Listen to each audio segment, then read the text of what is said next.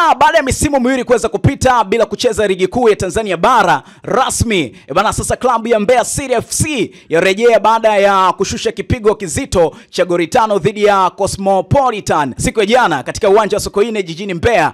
Bana, ligi ya Championship ya mwaka 2024-2025 basi moja kwa moja Mbeya City FC wameweza kufudhu kuweza kufika moja kwa moja mpaka ligi kuu ya Tanzania. So Mbeya City sasa hivi imevuka na alama 65 huku akiwa na mchezo mmoja mkononi, na amehakikisha kwamba anafika nafasi ya pili pale, huku nafasi ya kwanza ikiwa imeshikwa na Mtibwa Sugar ambaye tayari alishapanda ligi kuu.